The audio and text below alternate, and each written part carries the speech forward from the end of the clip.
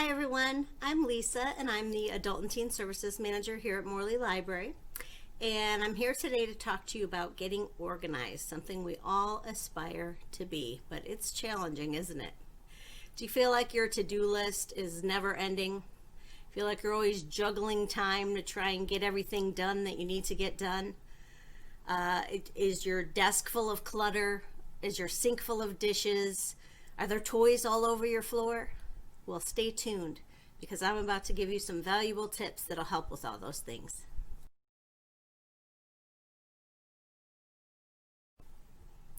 So I read this book, Habit Stacking by S.J. Scott, a couple of years ago, and I found it to be very valuable. A lot of you may already be familiar with Marie Kondo. She has done a TV series as well as a couple books about tidying up and getting organized. And she does have a lot of great ideas, but what I find about Marie's strategies is that when you are first getting started, there's a significant time investment that's required.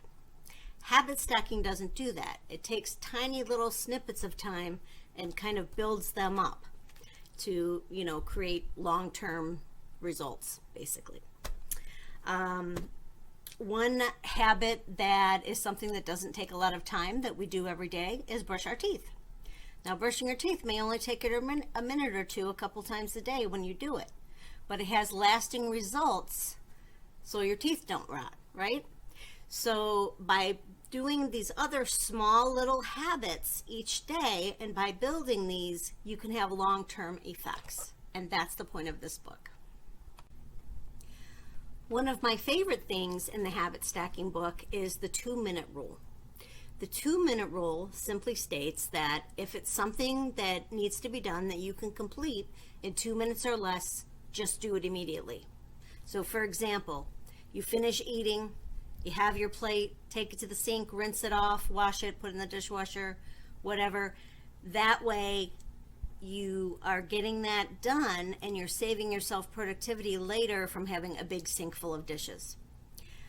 One thing that I personally do that I would add to this is if you've prepared and cooked a meal, while the dish is actually cooking, use that time to clean up the dishes that were used in the preparation and the prep area. That way, after you're done with dinner, all you have is the cleanup from that, not all the prep work as well. Another area that habit stacking can help with is relationships. It could be as simple as returning a call or a text or giving a compliment. Just getting in the habit of doing those things to show that you care about somebody. Finances are another area. You could be in the habit of transferring some funds every month right off the top from your paycheck that you don't even see, that goes straight to savings or straight to an investment or retirement.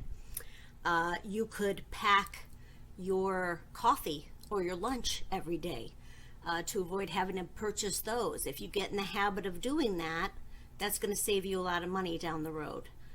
Another thing is organization, obviously, that it will help you with.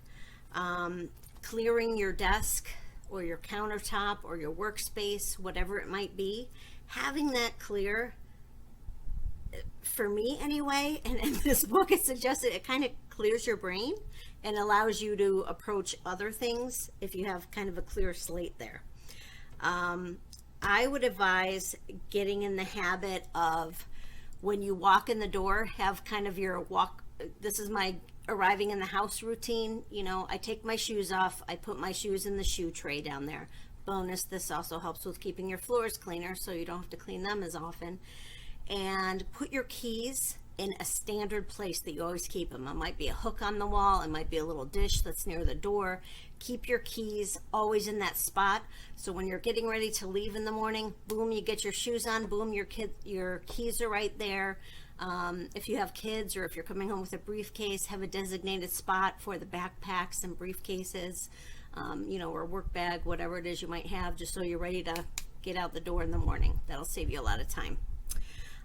Another thing that is helpful, something that I do is I try and plan my errands. If I know that I have, say, 3 errands to run and they're in a specific geographical location.